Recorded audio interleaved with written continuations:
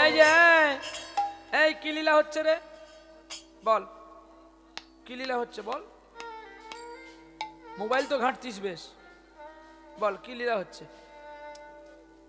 কি রে ওই হাতের যে মোবাইলটা, ওর বাপের নাম কি বল বল। আমি সেই মাস্টার নয় যে তোরা পড়া করবি ঢিল ঢিল করে হাসবি আর আমি এমনি পাস করে চলে যাব নাকি। হ্যাঁ, অল্প বিদ্যায় ভয়ঙ্করী হয়ে গেছে তোমরা সকলে। কৃষ্ণ নামের বাসরে বসছে, হাতে তার ফোন। ফোনের ভালো নাম কি বলো, এই ফোনের ভালো নাম কি যে ফোনটা তোমরা ব্যবহার করছো, ফোনের ভালো নাম কি বলো। আরে বলবে তো, ভালো খারাপ একটা বলো না। আমি কতবার তোমাদের সাবধান করেছি, তোমরা কিন্তু এই বাসরে এত সাবধান আমি কোনোদিন যে করিনি। আপনারা ইউটিউব দেখে নেবেন। হ্যাঁ, ফোন ব্যবহার করবি। এর 5 নাম্বার জানিস কি রে? 5 নাম্বার জানিস? হরি বল জানি, শুধু খেতে জানি আর নোংরা নোংরা লোককে ফোন করতে জানি, আর নোংরা নোংরা ছবি মোবাইলে ভর্তি করতে জানি।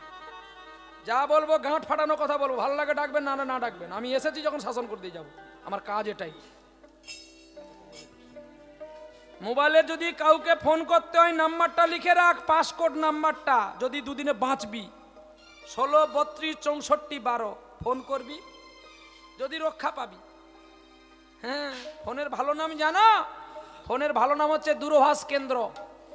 দূরের ভাষা কাছের কেন্দ্রে শোনা যায় বলে তাই তার নাম দূরভাষ কেন্দ্র। এই ফোনের জন্ম কোথায় হয়েছিল জানো? এই ফোনের জন্ম হয়েছিল কুরুক্ষেত্রের মাঠে। এই ফোনের বাবার নাম হচ্ছে গবলমুনি।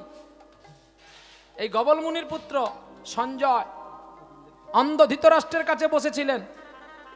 তার চোখ বেঁধে দেওয়া হয়েছিল, অজ্ঞানের চোখ বলে, কেননা তুমি এখানে থেকে চোখ বন্ধ করে কুরুক্ষেত্রের যুদ্ধ দেখতে পাবে, আর সেই যুদ্ধ অন্ধ ধৃতরাষ্ট্রকে বলতে পারবে।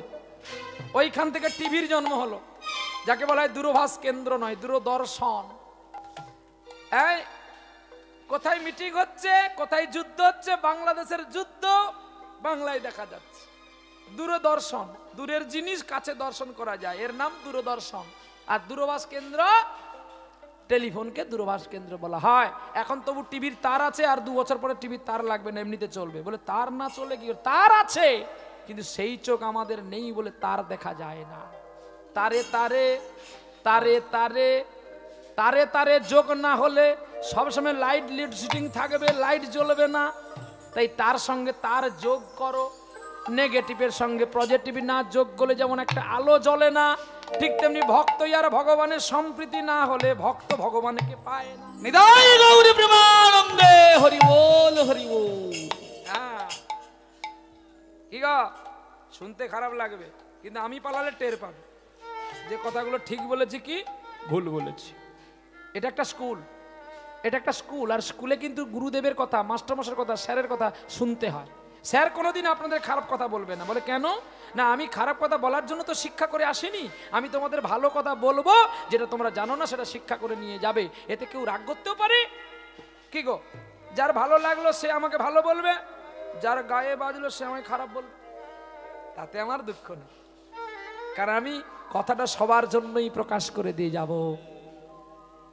ওরা হয়তো তার যুক্তি যাটা করে অনেক লোককে নিয়ে আমার গাড়িটা ঘিরবে, যে তুমি আমাকে এই কথা বললে কেন আসরে। কি গো বাবা, তুমি ঘিরতে পারো, আমি সত্যের পথিক, আমার মৃত্যু হতে পারে তাও ভালো, কিন্তু আমি অধর্মের কাছে মাথা নোয়াতে নারাজ। আজকে ছেলে মেয়ে মোবাইলের জন্য পাগল কার জন্য জানো? ডেফিনেশন জানতে হবে। আজকে ওয়াই মানে আমাদের মা বাবার জন্য আজকে ছেলে মেয়ে নোংরা হয়ে যাচ্ছে। ক্লাস 5-এ পড়ে, তার হাতে মোবাইল। হ্যাঁ, তার হাতে মোবাইল। ছেলে মেয়ে বাবা মার কাছে সিগারেট খায়, আজ পর্যন্ত আমি বাবা মার কাছে চা খেতে ভয় পাই। ভাবতে পারেন, আমি এতটাই আমার মা বাবাকে শ্রদ্ধা করি, বিশেষ করে আমার বাবাকে। আপনারা জিজ্ঞাসা করে নিতে পারেন এদেরকে, আমি বাবার কাছে কখনো এইরূপ দাঁড়িয়ে কথা বলি না, এইরূপে কথা বলি। বাবা মালিক, আমি চাকর। চাকরের কিভাবে আচরণ করা উচিত সেটা আমার কাছ থেকে জগতে শিখবে।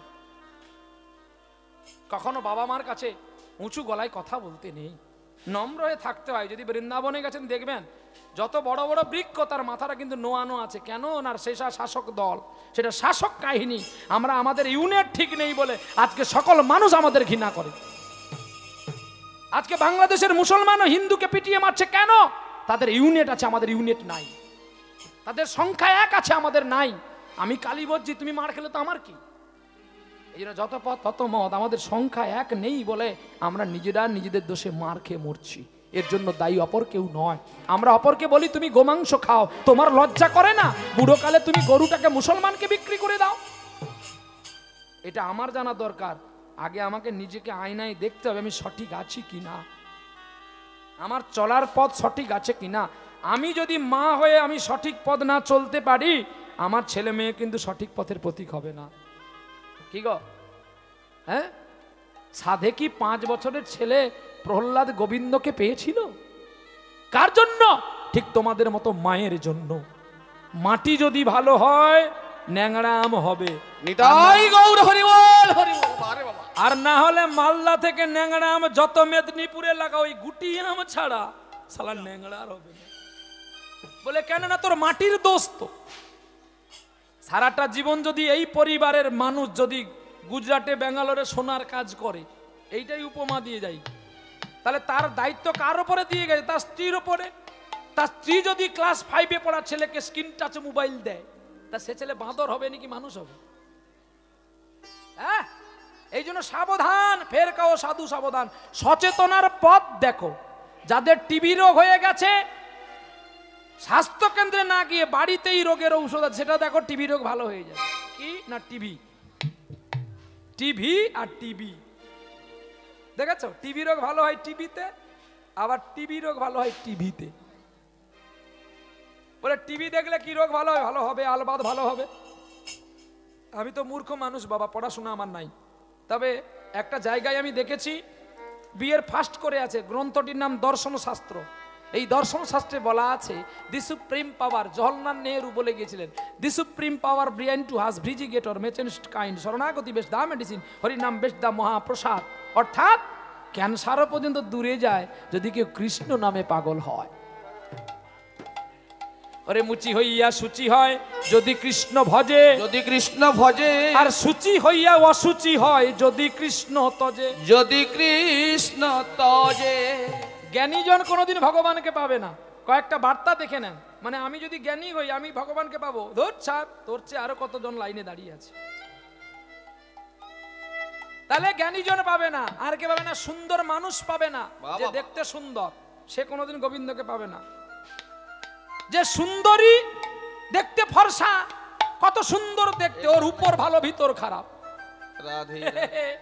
কায়দা আছে, কে বলে গৌরাঙ্গ ভালো, পদাবলিতে আছে। আমার বলে গৌরাঙ্গ ভালো,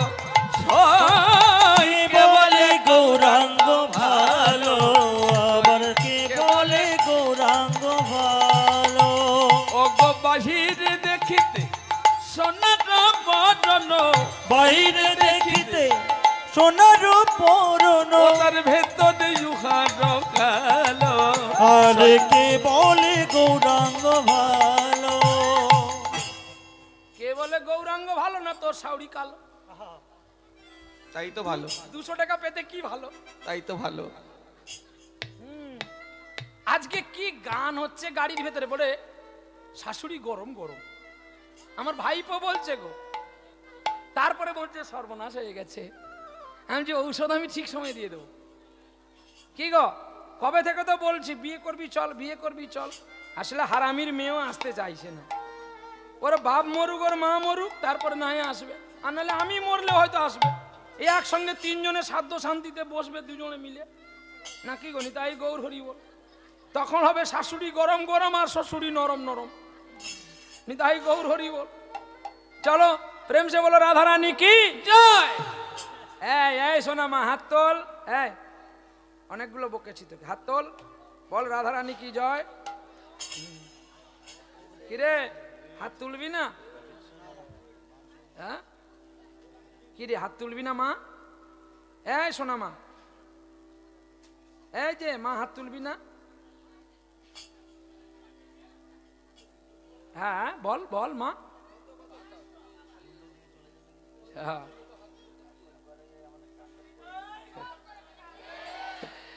কর্মচারীকে রাজার কাছে নম্র হয়ে থাকতে হয়, এটাই জানতে হবে। শুধু পড়লে হবে না, জড়বিদ্যা এটা জড়বিদ্যা। যারা ভক্তি জানে না, যারা শুধু MA পাস BA পাস করতে পারে, একটা বানানে মূর্খ, ঐখ্যাতি, মুখ্য, এই বানানগুলো প্রকৃষ করুক। এই যে ঐক্য, এই ঐক্যর পরে কি আছে? বাক্য। বাক্য জানতে হবে। বাক্য না জানলে কিন্তু সাধু সেবা হয় না। ও শুধু তুমি আসতে পারো, যেতে পারো। কে বলেছিল জানো? ডক্টর APJ আব্দুল কালাম বলেছিল যে ভদ্র পোশাক পরলে যদি ভদ্রলোক হয়ে যেত, তাহলে তো আর সকলে ভালো পোশাক পরেই ঘুরতো, তাহলে আর কেউ বিদ্যালয় যেত না বা আমাকে প্রণাম করতো না। এই দেশের মানুষের গর্ব হওয়া উচিত করে যে আমাদের বর্ণ ভাষাটা, আমাদের চেতনাটা সারা বিশ্ব ছড়িয়ে পড়েছে। এটা বিদ্যাসাগরের দেশ, এটা ক্ষুদিরামের দেশ, এটা অহংকারের দেশ নয়। কি গো, বিদ্যাসাগর কত বড় মানুষ ছিল। তিনি রান্না করতো, বাসন মাজতো, উনুন ধরাতো, ল্যাম্প পোস্টে পড়তো, বাবা মাকে না দিয়ে খেতে দিত না। আজকে সেই দেশের মানুষ, সেই দেশের কন্যা, সেই দেশের পুত্র আজ কোন পথের প্রতীক হয়েছে দেখো। দুঃখীকে দাস দিলেন, কৃষ্ণদাস কনক মঞ্জুরিকে দায়িত্ব দিলেন, আর সে নপুর একদিন গুড়িয়ে পাওয়ার পরে অঞ্চলে বেঁধে নিলেন।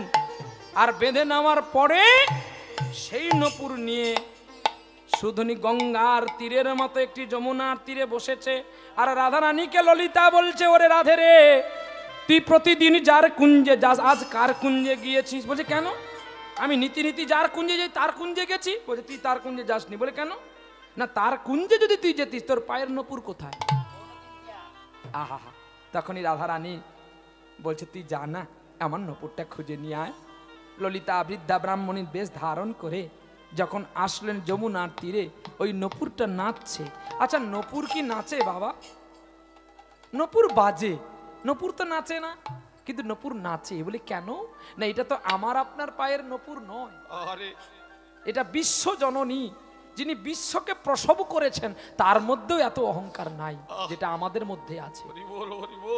যিনি বিশ্বকে প্রসব করেছেন কে? শ্রীমতী রাধারানী। যখন বৃন্দাবনে রাধারানীকে কৃষ্ণ কলঙ্কিনী বলে ডাকলো, একদিন বৃন্দাদূতী বলছে, তোকে যে সবাই কৃষ্ণ কলঙ্কিনী বলছে, তোর দুঃখ হয়নি? বলছে আমার আনন্দ হচ্ছে। বলে কেন? না, এতদিন আমাকে কলঙ্কিনী বলতো, তাতে আমার কষ্ট হতো। কার কলঙ্কিনী সেটা তো বলে না, এখন বলছে সকলে কৃষ্ণ কলঙ্কিনী। তাহলে আমার কলঙ্কের আগে যে আমার কৃষ্ণ বসে আছে। আমি তো কৃষ্ণ নামের কালি মাখতে পেরেছি গো। তাই আমরা অনেক আগে গিয়েছিলাম, শ্রীকুমার চট্টোপাধ্যায় বা রামকুমার চট্টোপাধ্যায় একটা গান আছে না, আমরা কালী মাকে কালী বলি। হ্যাঁ, কালী মাকে কালী বলি বলে একটা গান আছে না। বলে মারে, তোর গায়েও কালি আর তোর চোখেও কালি। তোকে চোখের কাজলগুলো কে গায়ে মাখিয়ে দিয়েছে রে মা? মা তোর চোখের কাজল সারা গায়ে মাখিয়ে দিল মা তোর চোখের কাজল সারা গায়ে মাখিয়ে দিল কে? এত টান না। চোখের কাজল সারা গায়ে মাখিয়ে দিল কে? ওরে কে পড়ালো শ্মশান চিতা, ভস্য দিল কে মা, সাজিয়ে দিল কে? মা তোর চোখের কাজল সারা গায়ে মাখিয়ে দিল কে? মা গো, আমি কালো হয়েছি, আমি কলঙ্ক নিয়েছি, আমার নপুর নাচছে বলে তুমি বলছো তোমার বৌমার পায়ের নপুর। বলি মা গো, আমি তো এই যমুনার কুলে কুড়িয়ে পাইনি, আমি পেয়েছি ওই নিধুবনে কুঞ্জের ভেতরে। যদি তোমার বধূমাতাকে আমার কাছেই আনতে পারো, আমি যেই হাতে নপুর কুড়িয়েছি মা গো, আমি নিজে হাতে তার চরণে পরিয়ে দেও। চরণে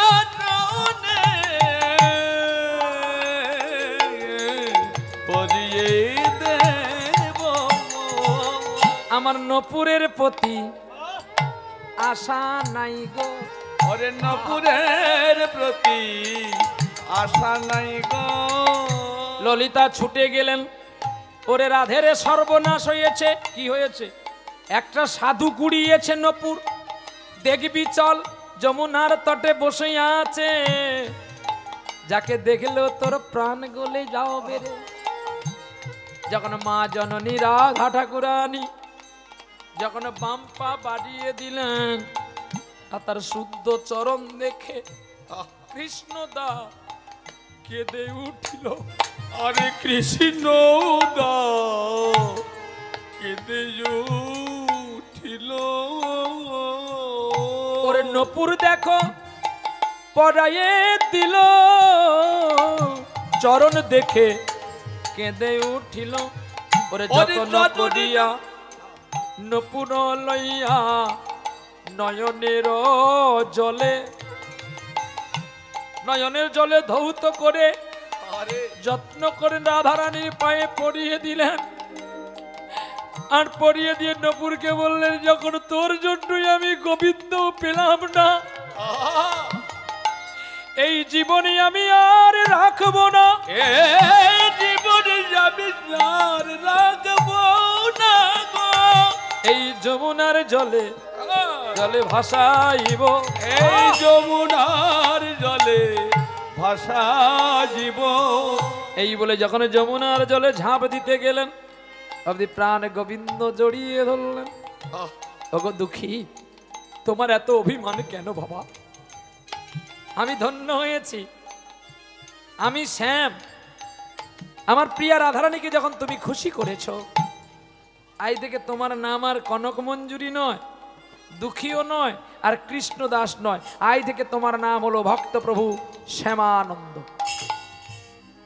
যাও, এই নদীতে ডুব দিলে তুমি একটা রাধা গোবিন্দের মূর্তি পাবে, আর সেই মূর্তি নিয়ে নবদ্বীপে ফিরে যাও। হৃদয় চৈতন্য গোস্বামীকে নিয়ে তুমি প্রতিষ্ঠা করো গুপ্ত বৃন্দাবন, সেটা হবে মেদিনীপুরের শেষ প্রান্তে গোপীবল্লভপুর। এই বলে পরের দিন সকালবেলায় নদিয়া থেকে গুরুদেবকে নিয়ে গোপীবল্লভপুরে এলো। মন্দির প্রতিষ্ঠা করিবার পরে নগরবাসীর কাছে ভিক্ষা করিয়া গোবিন্দের সেবা দিয়েছিল। সেবা দিয়ে এইখানে রাখিলাম আমার কীর্তনে নামের লহরি, পূর্ণিত বদন ভরে সবাই মিলে একবার বলো হরি হরি। ওরে রাই দাঁড়ালো গো শ্যামেরি বামে, রাই দাঁড়ালো গো শ্যামেরি বামে। তোরা হেরবি যদি আই গো সখী রূপের কিরণে, আরে দেখবি যদি আই গো তোরা রূপের কিরণে। রাই দাঁড়ালো গো শ্যামেরি বামে, রাই দাঁড়ালো গো শ্যামেরি বামে। অবশ্য বলে আমার কৃষ্ণের মাথায় ময়ূর পাখা। হায় হায় মাথায় ময়ূর পাখা, হায় হায় মাথায় ময়ূর পাখা। ওরে সারি বলে আমার রাধার নামটি তাতে লেখা গো। রাই দাঁড়ালো গো শ্যামেরি বামে, রাই দাঁড়ালো গো শ্যামেরি বামে। ওরে তুমি বলে আমার কৃষ্ণের চূড়া বামে হেলে, হায় হায় চূড়া বামে হেলে, হায় হায় চূড়া বামে হেলে। ওরে শাড়ি বলে আমার রাধার চরণ পাবে বলে, রাই দাঁড়ালো গো শ্যামেরি বামে, রাই দাঁড়ালো গো শ্যামেরি বামে। তবু বলে আমার কৃষ্ণের মাথায় ময়ূর পাখা। হায় হায় মাথায় ময়ূর পাখা, হায় হায় মাথায় ময়ূর পাখা। ওরে সারি বলে আমার রাধার নামটি তাতে লেখা। রাই দাঁড়ালো গো শ্যামেরি বামে। আরে সুখী সারি দুজনারে দ্বন্দ্ব ঘুচে গেল। হায় হায় দ্বন্দ্ব ঘুচে গেল, হায় হায় দ্বন্দ্ব ঘুচে গেল। এবারে চাঁদবনে সবাই মিলে হরি হরি বলো হরে কৃষ্ণ, হরে কৃষ্ণ কৃষ্ণ কৃষ্ণ হরে হরে, হরে রাম হরে রাম, রাম রাম হরে হরে হরে। বাজে তা থই বাজে নন্দ দুলা।